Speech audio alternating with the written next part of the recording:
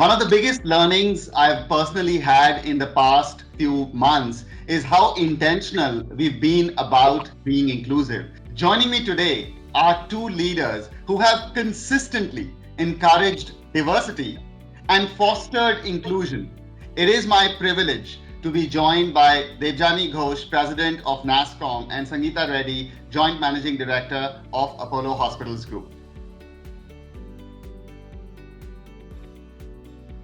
In the past year, Sangeeta, if there's one thing that's never been enough, is the sense of empathy towards everyone around us. Sangeeta, you've been someone who's really seen of technology and core of making the healthcare accessible to everyone. Tell us how you have built this into the DNA of the Apollo culture. We're on the cusp of this, compassionate technology. Because telehealth, which has just accelerated during this time, I think over 90% of people or interactions happen via telehealth during this pandemic. But it may be a convenience factor by some. It may be a safety factor. But in so many cases now, especially in India, if you're connecting with rural India, it's a matter of saving lives. It's not just empathy, it's about saving a life. And when 85% of our specialists are living in only 50% of the cities, taking an EICU into rural India is life transforming. Finding a way for a super specialist to diagnose something and say, this is when you need to come to the city, and more often than not, you can be treated in your own village. So there are hundreds of scenarios. I think empathy is the ability to put ourselves in those places and say, how can we use technology to transform lives, to touch lives, to save lives?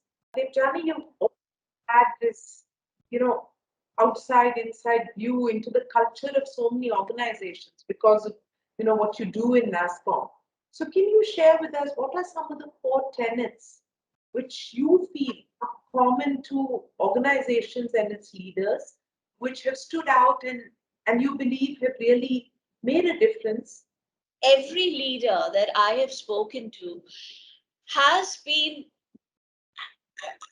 almost relooking and reimagining their culture to ensure that they have a sustainable culture. I think there are few tenets that's common across these discussions. First of all, do we have a culture that grows and nurtures trust?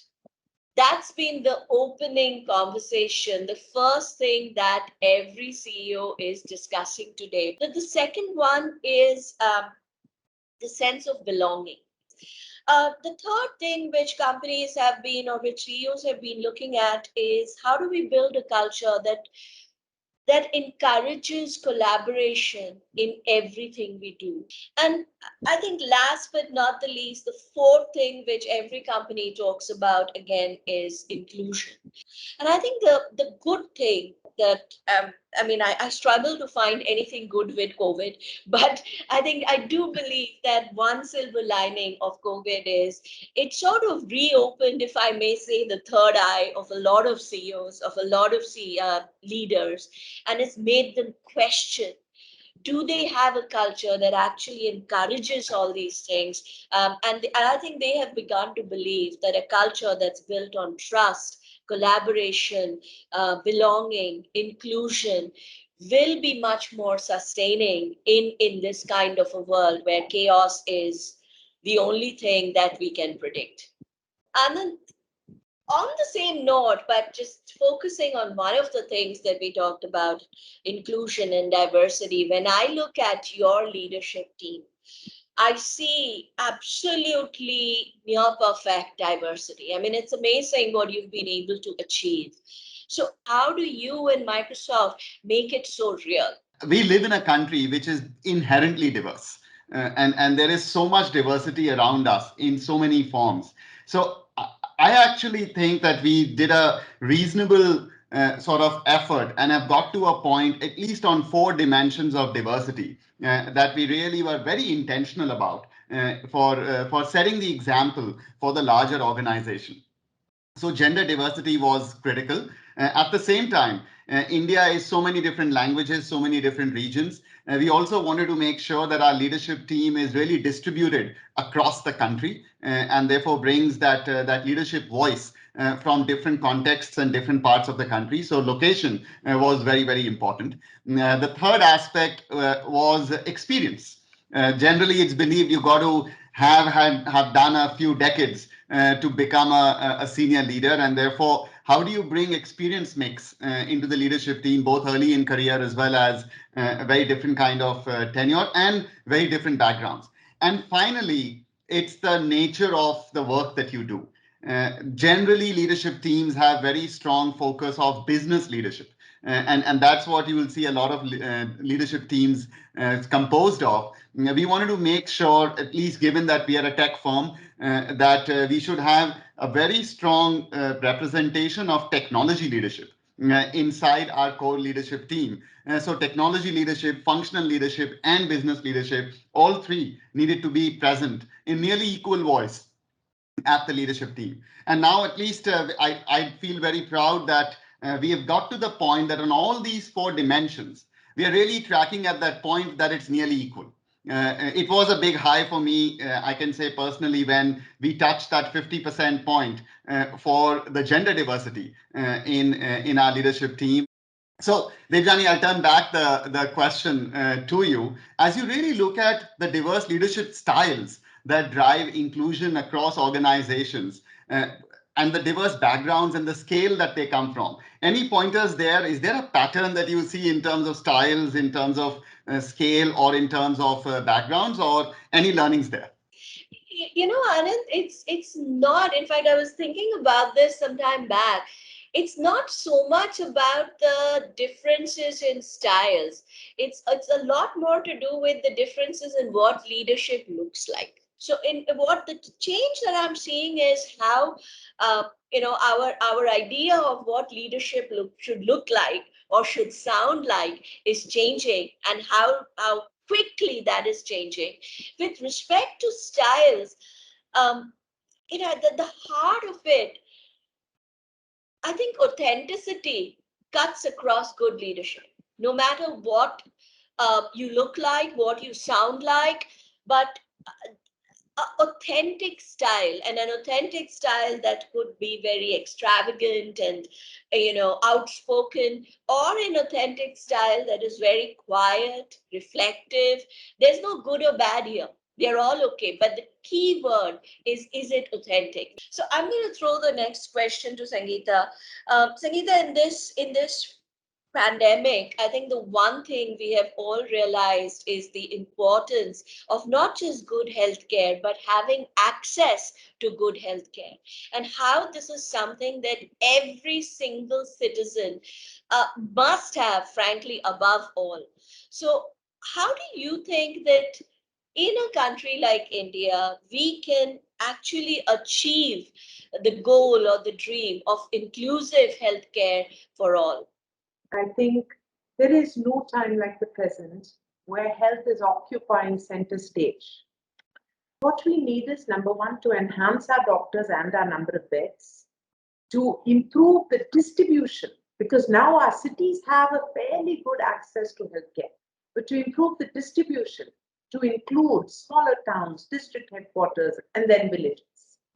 And then the next dimension is really the manpower to sustain these kind of care.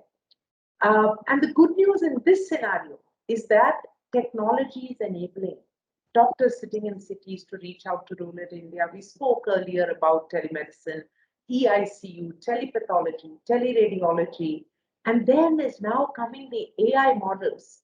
So the combination of virtual reality, AI, some of blockchain, all these are laying a foundation to ensure that even an MBBS doctor who passes out tomorrow has the knowledge and capability using the AI models, where we've done, and Microsoft was our partnership in our cardiac risk model. So that enables somebody to appropriately identify the risk of an individual. And so you don't need to treat 1.3 billion people, you focus on those who are at high risk, which is driving me to the whole prevention aspect. Because if we can focus on prevention, Larger and scarier than the pandemic we're in the middle of right now is the underlying pandemic of non-communicable disease, cancer, cardiac problems, neurology. These all related to lifestyle. And so much of them can be solved by education, by access to the right kind of preventive healthcare tools. So that's a whole area that needs to come in. And then after all this, after creating the healthcare infrastructure, after training your manpower, after building the technology to enable the latest advancements, comes affordability. And the underlying movement of, Ayushman Bharat, or the National Health Insurance, the National Digital Health Mission, and the integration of our data and our records, these are going to be two other drivers of the future, because actually insurance is the engine that accelerates the growth of healthcare in a country. And if we can aim for 100% coverage of our population, this will ensure that more and more healthcare facilities come up. And so this combination of preventive healthcare, growth in healthcare infrastructure, training and skilling of manpower in an inclusive manner, and with the right diversity, then the access to healthcare across the ecosystem, and then the use of technology to enable this and to accelerate it, and people across the world. Anant, we speak so much about, I've spoken so much about healthcare because I am passionate about it, but I think it's the power of being healthy starts not just in the body, but primarily in the mind. And I'd love to hear your views on mental health. What do you think we can do? What should we be doing? How do we put the right lens on the fact that it is truly a medical problem as well, and it is a societal problem? So how do you help your teams navigate work-life balance and everything that's required for a healthy individual? Sangita, great question. And I will start by what you said in the question. You have to first recognize it, that there is a need to prioritize mental health. And I relate to that. Office was an equalizer at many levels. And when somebody came from home to office, they kind of even put a persona in the office that may have even left a lot of what they had at home and their personal lives behind when they came to the office. And therefore, I think I personally, having gone through some of those challenges in my life, was very aware of mental health. But I would not look for that very instinctively in the past. 16 months back, in an office conversation, it would come up in broader discussions as to how do we enable mental health. To your point around what are we doing, I think it's a greater recognition. So we've created very clear focus around even leave for mental wellness, sick leave. So that kind of, we changed the paradigms on what basis you can take leave and also schedule. So both for mental wellness and sickness, and also ask for counseling and help, which is on a proactive basis. But what I'm very encouraged about is in a regular meeting, people will introduce the topic. In a business meeting, they will introduce the topic and say, hey, listen, I hope everybody's feeling good at home right now. If you have something, please take care of it. And that conversation, I think, is an appreciation that mental health is very important. You can't have that business conversation if there's something else in your mind that you're dealing with at that point. And finally, I'll close by saying, I think mental health is such an energizer. So to me, mental health is to the question that you asked, is the nucleus from where everything begins. So I'm, and again, passionate about it and believe that that's the right focus that we have.